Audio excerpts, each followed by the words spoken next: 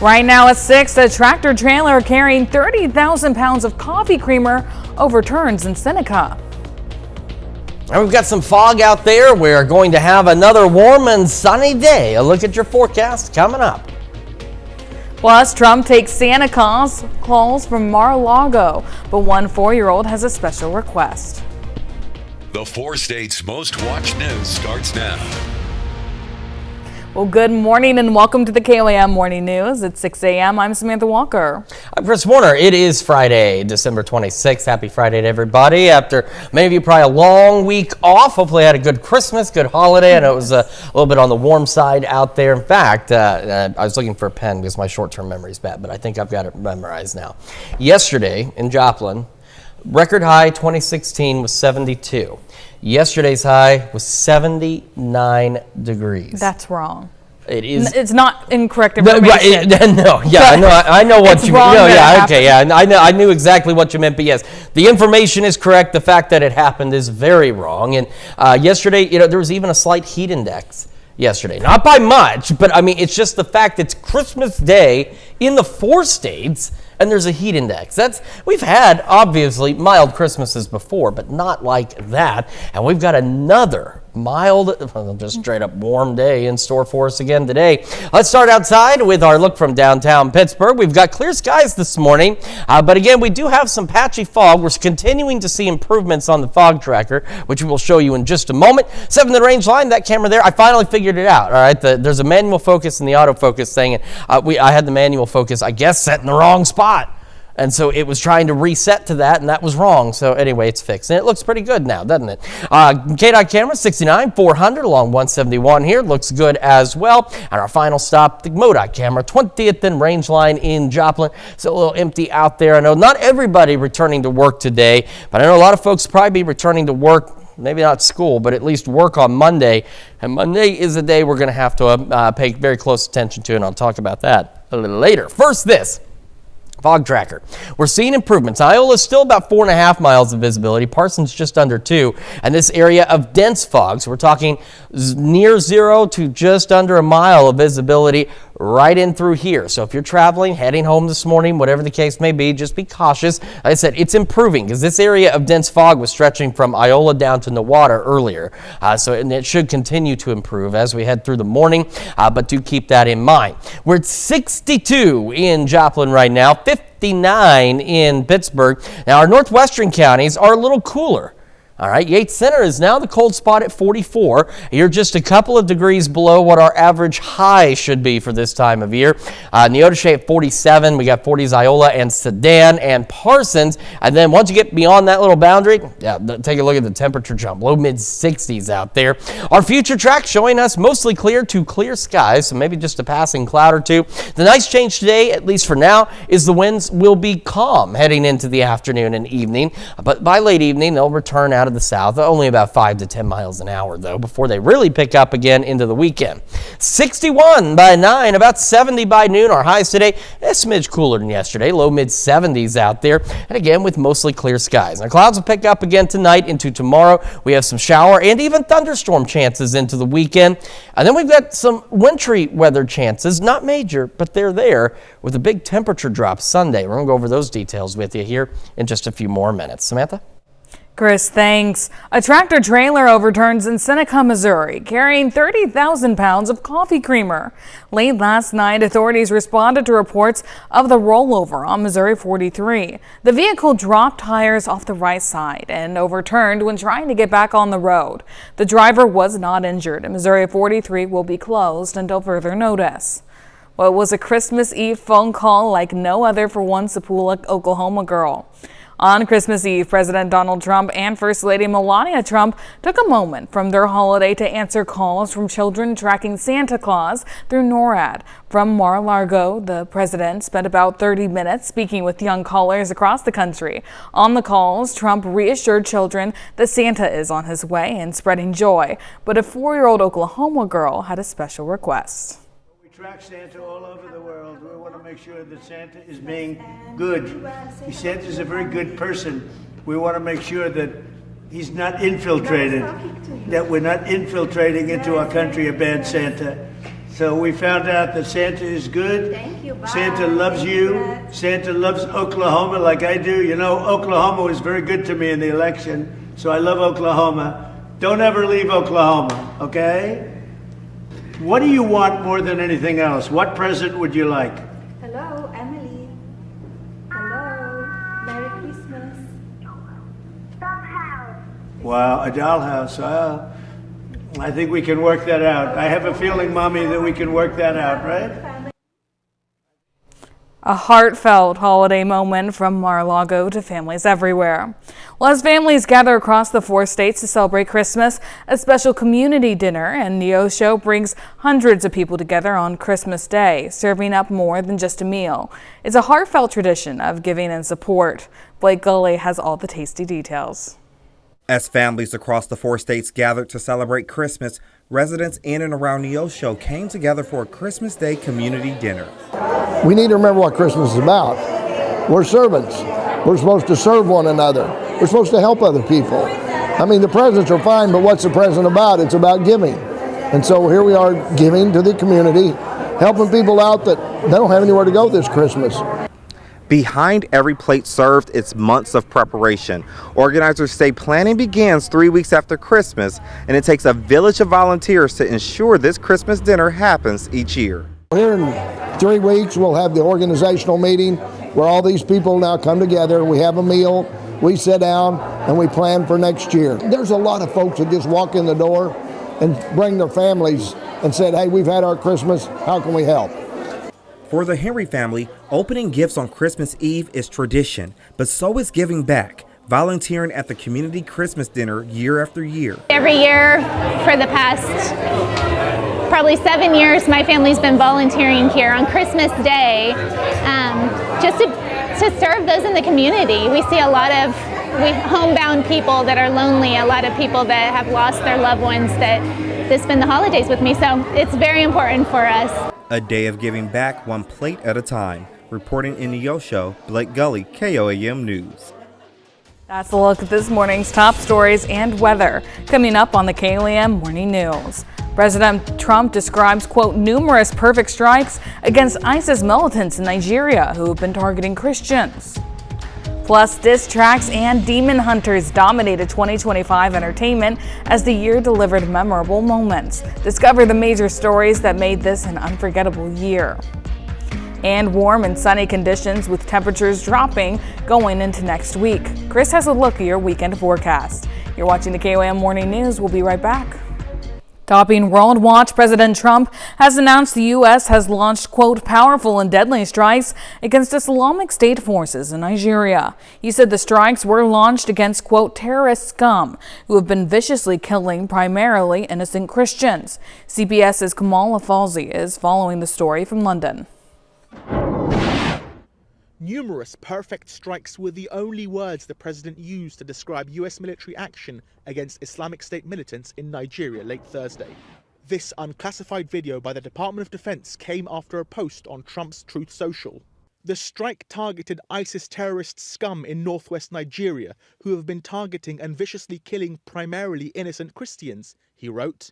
Video shot in northwest Nigeria's Sokoto state appears to show locals holding metal debris, part of a projectile, and a fire burning in the background. U.S. African Command said that strikes were carried out in coordination with Nigerian authorities, a point echoed by Nigeria's foreign ministry in a statement acknowledging the strikes. They're killing the Christians and killing them in very large numbers. The Trump administration has for months highlighted the alleged persecution of Christians in Nigeria, but experts say both Christians and Muslims have suffered at the hands of extremist groups in the West African country. The military action in Nigeria came as Ukraine marked Christmas, counting its dead and injured following overnight strikes that began on Christmas Eve. But Ukraine's President Volodymyr Zelensky tried to keep the momentum on peace talks, speaking for nearly an hour with U.S. Special Envoy Steve Witkoff and the president's son-in-law Jared Kushner. May today's conversation become another step toward peace, Zelensky said in a statement. Kamal Afzali, CBS News, London. There's been no comment from the White House on that conversation, but according to Zelensky, it yielded new ideas for meetings and timings on how to bring a real peace closer. On Tuesday, he shared details of an updated 20-point peace plan agreed on by American and Ukrainian negotiators in Florida. And this morning on X, he said he agreed on a meeting with President Trump, writing, quote, "A lot can be decided before the new year." Well, still to come, as veterans battle hidden brain injuries, we look at a program that helps them heal. Plus, warm and sunny conditions with temperatures dropping going into next week. Chris has a look at your Friday forecast. From diss tracks to Demon Hunters, 2025 set the stage for an unforgettable year. Gwen Baumgarten looks back at some of the major entertainment stories. They not like us. They not like us. Kendrick Lamar kicked off 2025 with 5 Grammy wins, including Song and Record of the Year for Not Like Us. And only a week later, headlining the Super Bowl halftime show with a musical performance surrounded by social commentary. Oh, look at these two. It wasn't the music that made this Coldplay concert unforgettable. Either they're having an affair or they're just very shy. This Jumbotron moment went viral, sparking parodies, memes, and the pair's job resignations. At the Oscars, indie film Anora walked away with 5 awards, including Best Picture. And at the Emmys, Apple TV's The Studio received 13 wins, setting a record for most wins by a comedy series in a single season. Jimmy Kimmel was temporarily out of a job when ABC suspended him following a monologue about the murder of Charlie Kirk. The decision prompted protests and discourse about free speech. Adding to the late-night shakeup, the network will be ending The Late Show in May. And Stephen Colbert announced his decade-running show on CBS was coming to an end. Rapper Sean Diddy Combs was convicted on prostitution charges and sentenced to 50 months in jail following a trial that spanned several weeks. And the legal battle continues for It Ends With Us co-stars Blake Lively and Justin Baldoni. Lively accused Baldoni of sexual harassment. He hit back with a lawsuit claiming defamation and extortion. Baldoni's lawsuit was dismissed. Memorials continue to grow following the shocking death of Rob Reiner, the decorated director and actor, along with his wife Michelle, killed in their Los Angeles home. I want to tell you how the world lost its mind with grief the day you died. This was part of a tribute to Diane Keaton as the world said goodbye to several Hollywood legends in 2025. Actors Robert Redford, Gene Hackman, Malcolm Jamal Warner, and the Prince of Darkness, Ozzy Osbourne. They're stealing the souls of our fans? K-pop Demon Hunters hit a high note on Netflix, becoming the site's most streamed movie ever.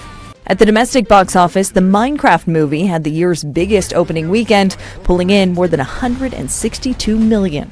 Billionaires headed down the aisle in 2025. Jeff Bezos wed Lauren Sanchez in Venice. Selena Gomez and Benny Blanco had an intimate ceremony in California. Taylor Swift also got her love story. The singing superstar became engaged to NFL boyfriend Travis Kelce in August. Her 12th studio album, The Life of a Showgirl, became the fastest-selling album in history. Those are some of the year's top entertainment stories. Gwen Baumgartner, CBS News, Los Angeles. It's always fun to look back and see all the things that have happened in just one year because it seems like time passes so quickly. Well, now here's Chris with a quick look at your forecast. Yeah, we've got some patchy fog out there. As you can see, temperatures today going into the low 70s. We will have another look at your forecast when we come back. Welcome back to the KOAM Morning News. It is 6:20, almost 6:21 now on this Friday morning. Still looking at some dense fog in parts of southeastern Kansas, stretching into far northeastern Oklahoma here. So Parsons, Nowata, even Independence, still some slightly reduced visibility. Same in Fort Scott and Iola, just slightly reduced up there. So you do want to just watch out. Bear in mind, in this darker zone, we're talking visibilities under a mile. So slow down. You low beams, not your high beams. Fog lights if you've got them. And of course, with that said, be aware of rapidly changing visibilities around that zone as well. Once we get beyond the fog, we are looking at clear to mostly clear skies. Winds expected to be calm as we head through the day, which will be a nice little change up. Temperature still well above average. Overnight tonight, we'll start to go partly cloudy. Winds will shift out of the south at about 5 to 10 miles an hour, and they'll start to ramp up as we head late morning on Saturday. Now, Future Track again is hinting at some showers as early as noon on Saturday. I do not think that's likely. In fact, anything we see should be confined to between maybe say 5 and 8, be very isolated, but a shower or rumble of thunder not out of the question. Sunday is the day we want to pay close attention to. We'll have those gusty south winds. We have mostly cloudy skies, maybe a sprinkle or two early, but then this cold front approaches. Here it is by noon. If you're behind it, temperatures will begin to drop pretty quickly behind this thing, and we could get some showers and possibly even some thunderstorms along this. Now, the thing that we want to watch is the fact that the front starts to get pretty far ahead of the actual development. So we'll see what happens. Not expecting this to go, in like winter mode on us by any means, but it'll impact the expansion and the coverage of any shower and thunderstorm activity. By Sunday evening, the front, it's still right about here, kind of stalls out for a minute, but then we could get some thunderstorms, and a couple of those could be strong to low-grade severe, which I'll show you in just a moment. But again, that would be still very isolated. Then we have this business, this wintry mix. That'd be sleet and maybe some snow in the pink, and then we even see some snow. Now, I know on Future Track here by Sunday late evening, this looks like an expansive area of wintry precipitation. It's not necessarily going to be the case. In fact, at this time, any wintry accumulations look to remain extremely low. The concern we're going to have is with temperatures plummeting behind that front, we'll have rain, then we could get even just a light wintry mix out there briefly across the area. Roads are going to be very slick Sunday night into Monday, especially with folks heading back to work very likely on Monday. You've got to be extra cautious. We need to be prepared for that. Sunday late evening into Monday morning, that possibility of some slick spots out there, maybe some very slick spots as well. So do keep this in mind. Again, for Saturday, I still haven't changed that. I am so sorry. We could get, again, an isolated shower storm, not expecting much. And even on this Sunday, not Thursday, Sunday, at level 1 out of 5 risk, just kind of barely clipping us. So any stronger storms look to remain well to our east at this point.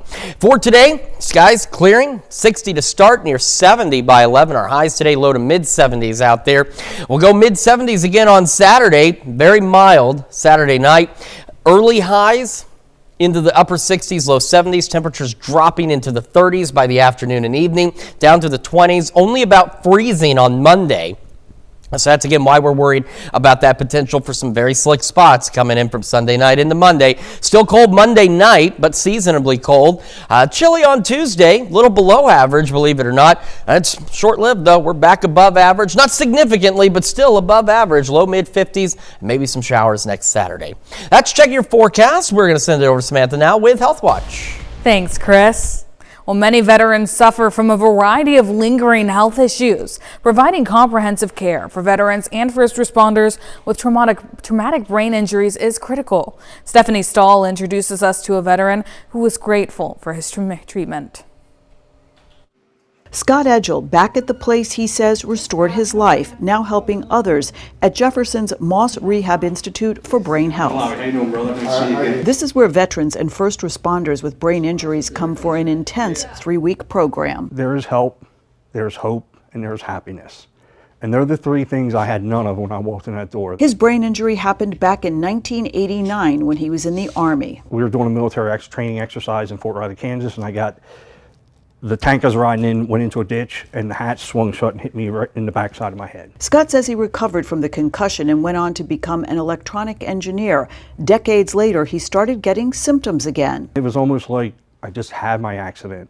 Dizzy, very, very dizzy, balance issues. I have a lot of visual problems. And he was also overwhelmed with anxiety and depression. I was broken and down and out when I walked in the door. Art therapy is among many of the treatments he received here, along with physical and cognitive therapy. They gave me the ability to rebuild my life and get a life back. This is big in treating veterans with PTS. Operations Director Kate O'Rourke says masks made during art therapy give the patients a way to express feelings they might not be able to articulate.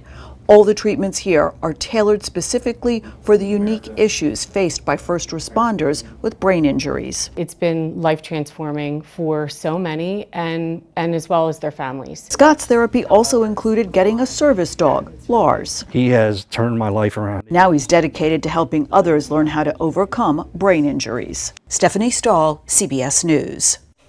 That's a look at some of today's top health stories. We'll be right back. Right now at 6:30, a rival barbecue owner starts a GoFundMe to save her competitor's struggling restaurant. And we've got I got fog starting to build into Pittsburgh now. Some patchy fog, eventually warm, sunny. We'll have a look at your forecast coming up.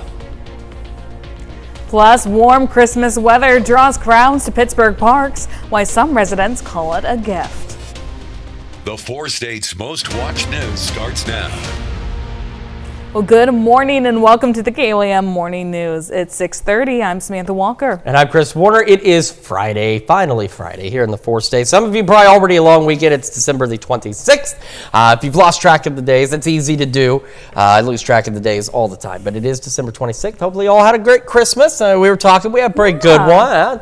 Did not feel like it. I think that was the hardest part about getting really into the festive side of it, because it didn't feel like Christmas, you know? You got the air on in the house. It was almost 80 degrees yesterday in some places. And something, I've complained to you about is, there was a lot of my Christmas sweaters I could not wear this year because it was just too warm the entire time. See, and Amber was asking me about that yesterday. She's like, do you have any Christmas shirts? I'm like, I have 0 Christmas t-shirts, like nothing Christmas related in summer fashion. Now, I'm sure if we went down south, they probably have plenty of Christmas t-shirts, and I'm sure we do in this area. It's just something you don't think about. Not as often. Not in this area. I mean, we've had mild Christmases, but just not to that degree. And it was just, we broke a record yesterday in Joplin. It was 72 in 2016. 79 was the official high in Joplin yesterday. 79. That's crazy. I know. It's absolutely ridiculous. And it's going to continue to be absolutely ridiculous for the next couple of days. And then the changes on the way also absolutely ridiculous as well, because Mother Nature just, man, I'm not sure what's going on, but she's in a mood. Yes. She is certainly in a mood. Let's start with our live look, though, from downtown Pittsburgh. You can see it's getting a little hazy. Got some patchy fog building into the Pittsburgh region. We've had some across southeast Kansas as well. As a matter of fact, we still do. Our camera 7th in range line looking good this morning. And as we take a look at the KDOT camera, 69 and 400 along 171, looks good. Last stop. MoDOT camera 20th in range line in Joplin, looking good as well. That's why I said I'm sure there's a lot of folks probably not back to work yet today. So that's why right now it's still pretty empty out there. But if you are, a pretty nice day is in store for you. But the fog. Now, again, if you're one of those folks, your friends, family, they're here in the area, you're traveling locally, so maybe you stayed with them last night, you're going to leave this morning, you need to be prepared to slow down into parts of southeast Kansas. We have this zone, this darker area here, that's going to be less than a mile of visibility right through here into western Labette County, eastern Montgomery County, and the northern portions of Newada and Craig counties. So Parsons, at least in terms of the reporting stations on the map, lowest visibility, just under 2 miles, but again, that dark area is very likely under a mile visibility, maybe even down to 0. Slightly reduced, though, Iola, Fort Scott, even Pittsburgh, Newada as well. It's 6.8 miles, and that's why we're seeing a little bit of haze there from downtown Pittsburgh. And then as we take a look at temperatures, well, there they are. That's not where they're supposed to be. Not by a long shot, but that's where they are. 62 in Joplin, 57 Pittsburgh. Off to the northwest, it's been a bit cooler this morning. In fact, again, Yates Center, the cold spot at 46, but Yates Center, your temperature right now is only a couple of degrees cooler than what the average, no, wait, sorry, strike that. You were a little cooler earlier. You're right on average for this time of year. Neodesha at 48, and then you dive south and east, and it really warms up. We got low 60s out there, and that's how we're going to be. Another warm day. Winds will be calm, though, which will be nice, and we'll have just a passing cloud or two, so mostly clear to clear skies across the area. Pretty decent day. If this was late March or early April, it'd be a great day. It's just, it's not. It's late December. It shouldn't be this warm, but it will be. Low 60s by 9, and we'll go into the low to mid 70s for our highs today, and we're going to be warm again tonight, tomorrow night, and the first part of Sunday. And then a cold front arrives, and I think you know where this is headed with this cold front business. We're going to break down how much colder it's going to get and for how long here in just a few more minutes. Samantha? Chris, thanks. Well, Bethlehem in the Holy Land draws thousands of people from around the world this time of year. Many want to see for themselves the birthplace of Jesus. But for many Christians, you don't have to travel that far to see a collection of items related to Jesus' birth and life. As Ag Day's Clinton Griffiths discovered during a visit to the Western Ohio farming community of Mariastein. and a church that has pieces of biblical history call home. Beyond the Tannenbaum and bows, the gifts, the parties, and the baked treats lies the reason for the season. A baby whose story began in a lowly manger, surrounded by livestock inside a stable. That story and pieces of that manger traveling across the centuries and thousands of miles, finding its way here to Western Ohio. How do they even end up in the middle of farm country? Yeah, that's a good question. This epic tale begins in Rome, where the Catholic Bishop of Cincinnati petitioned the Vatican to send German-speaking members to Ohio to minister to a growing number of German-speaking Catholics.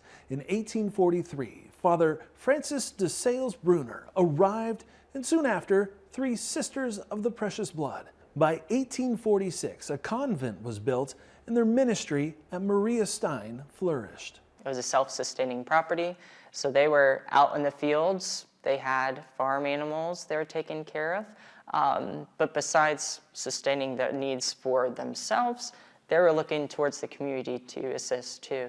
At the same time, unrest and wars in Europe led to churches being closed, ransacked, or worse.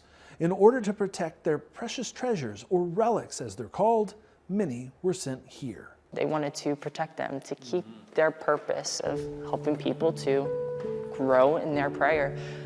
So they'd send them away with those whom they could trust with them. Official relics come with paperwork and rules that vouch for their authenticity. And these relics are a connection to these past men and women who've lived throughout history and have given their lives to the Lord. In this small chapel, there are 1,200 relics, including ornately decorated and preserved pieces of Jesus' manger. If we look above, on the left-hand side of the main altar, the top window at that center panel on the stand, kind of with the crystals going down from it, on that stand, that reliquary holds a piece of the manger. Along with ashes from the bones of the 3 wise men. So that was what it came from, cathedral in Cologne, Germany. And bones from the innocent babies butchered by King Herod. He had all the children, I believe 2 and under, killed. What's more precious than a child? Believing that they are also in heaven. And from birth to death, splinters of the rugged cross, flanked by angels, adorn the center of the shrine. For years, these relics drew pilgrims to sit in awe and prayer. Today, the lines are shorter, but the needs for ministry remain. Are you ever surprised or just amazed at the collection and the fact that it's here in Ohio? Sometimes it's easy to get distracted by other tasks throughout the day, but just always kind of, when you go back and have a moment of silence, just sitting in the presence of some of the Lord's relics and the relics of the saints. The shock of it comes back. A moment to reflect during the busyness of the season, as pieces of the story stand to tell the tale from these frozen fields in Western Ohio.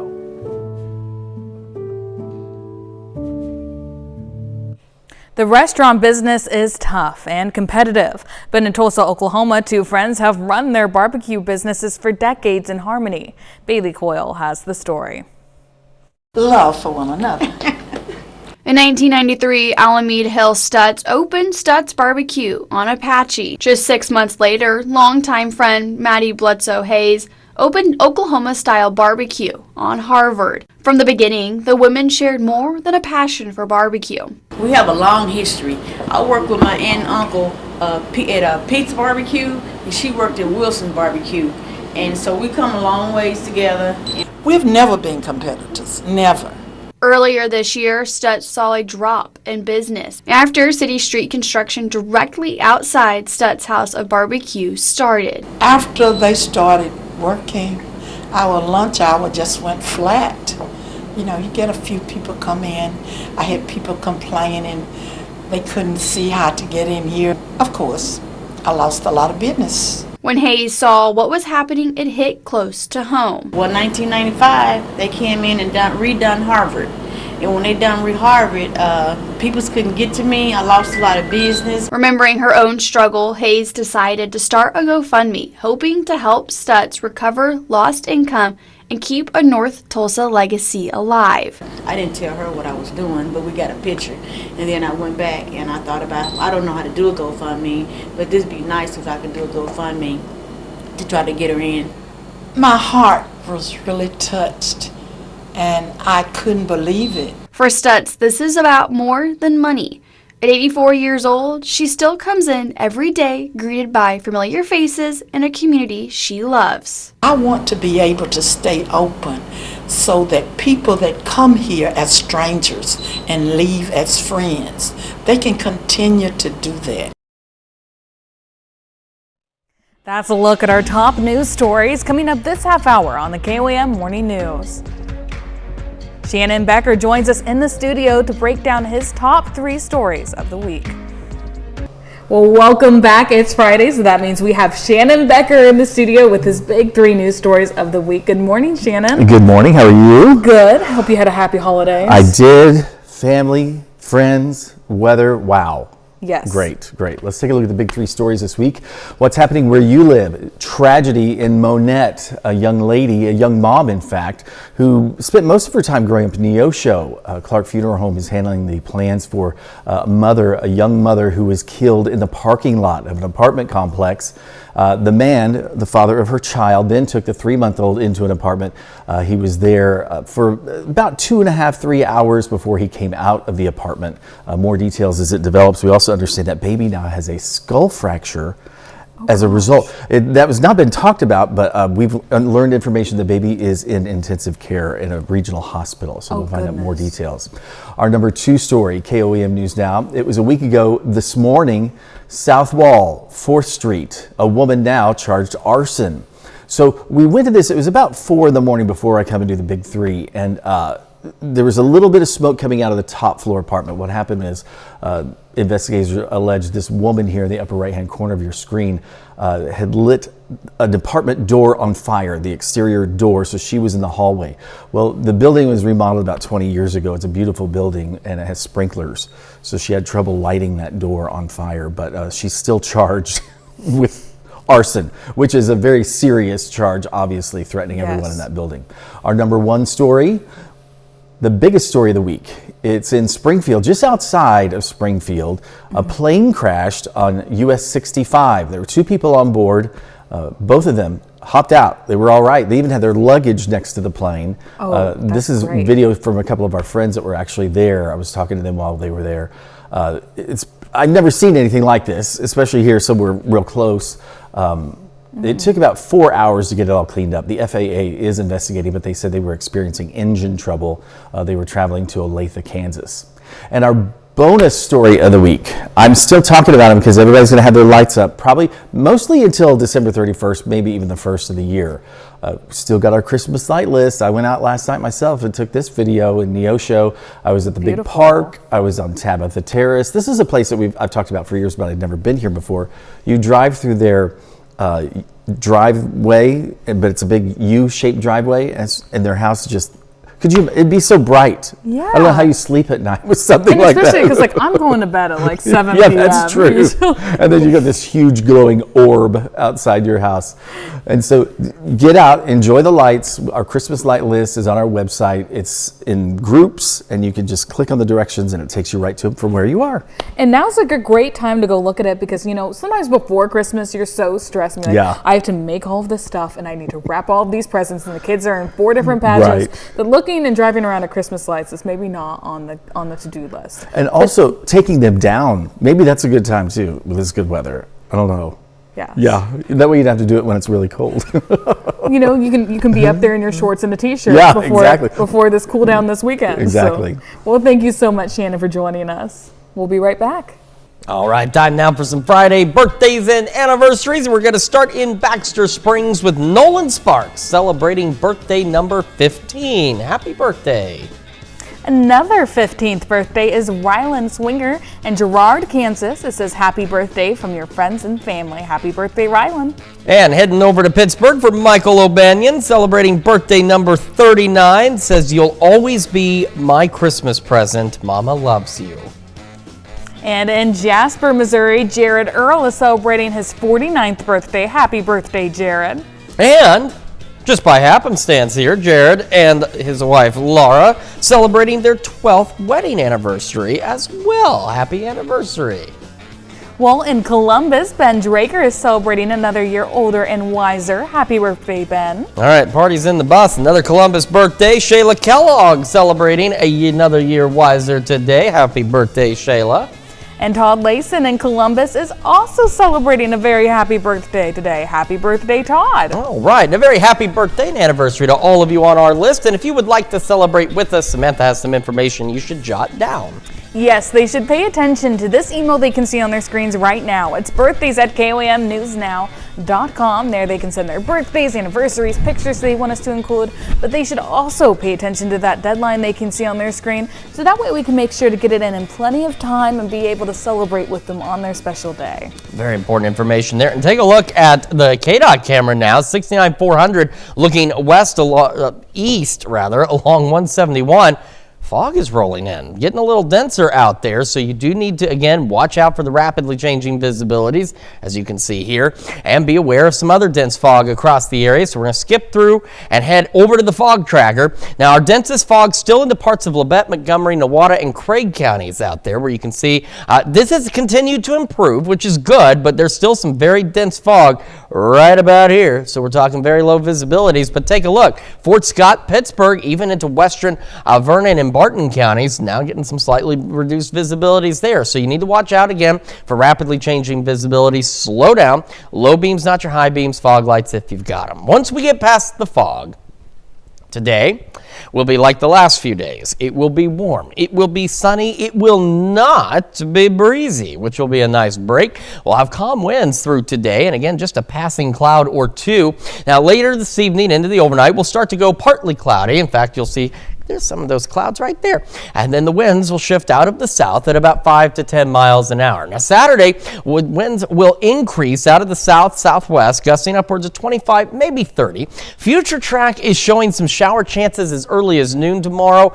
I do not think that is the likely situation. It's not out of the question, but I think any rain chances we have tomorrow will be later in the day. They're going to be very isolated, but a shower or even a rumble of thunder will be possible, mainly into our northern counties on Saturday. And then we go into Sunday. And Sunday is the day we need to talk about. Not because it's Sunday, monster truck rally. It's because it's Sunday, temperature drop.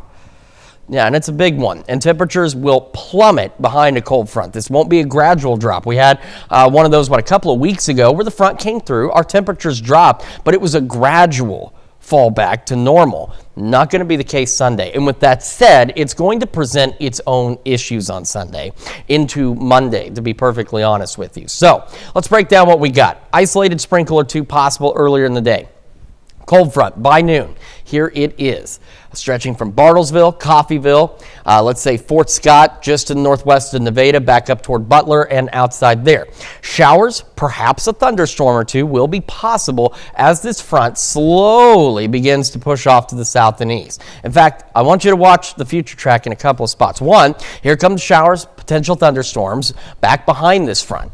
By 3, here's the front, right here around Cassville to Bentonville. Now by 5, here's the front from Cassville to Bentonville. See what happens? It stops moving for a moment, slows down. Showers, and again, maybe a couple of thunderstorms possible. Back behind this front, gusty northwest winds. Temperatures, especially behind the rain, begin dropping pretty quickly as well. So probably down into the 30s by 4 or 5 o'clock, the further behind the front you are.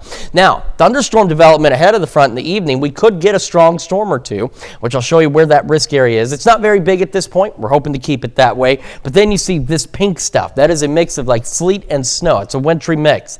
That's what starts showing up, and maybe even a transition to some light snow. Now on future track, it looks like a lot. It's really not. But with temperatures dropping and this possibility of wintry precipitation behind the rain, we are looking at the potential for some hazardous driving conditions from Sunday night into Monday morning. And Monday's only going to be about freezing. So we want to keep an eye, again, not for like a major winter storm by any means, but anything we get, it's going to make for some slick spots, again, late Sunday into Monday. So it's something we certainly want to keep an eye on over the next few days. Got another look at your forecast here in just a moment, as well as your wake-up recap. And when we switch over to Fox 14, we're looking back at this year's biggest entertainment stories. That more at 7. We are looking at temperatures today, low mid-70s, mostly clear skies out there. Winds will be calm. South winds 5 to 10 tonight. Clouds increasing, partly cloudy, about the mid-50s. I will go mid-70s tomorrow, breezy. An isolated shower storm mainly in the evening, but again, very isolated. A few showers, maybe a couple of thunderstorms on Sunday. Temperatures early highs, upper 60s, low 70s, plummeting through the day. Could get a brief wintry mix. No major accumulations expected there, but we are more concerned about the potential for slick spots from Sunday night into Monday. Could get pretty hazardous, so we'll keep you updated on road conditions and just make sure you're prepared as you head back to work next week. Well, thanks, Chris. Well, coming up today at noon, we're making old-fashioned ham cheddar spread in the Mr. Food Test Kitchen. And your morning news continues on KOAM with CBS Mornings, and they're going to have a lot of news information for you. Of course, we can stay local and hang out with us on Fox 14. This morning, we have Shannon Becker breaking down his big 3 stories of the week. And 35 Senate seats are up next fall. A look at how Democrats and Republicans vying on gaining to keep the majority. Gain or keep, rather, the majority. That's it for now. We're back Monday morning at 5 a.m. And we'll see you today at noon.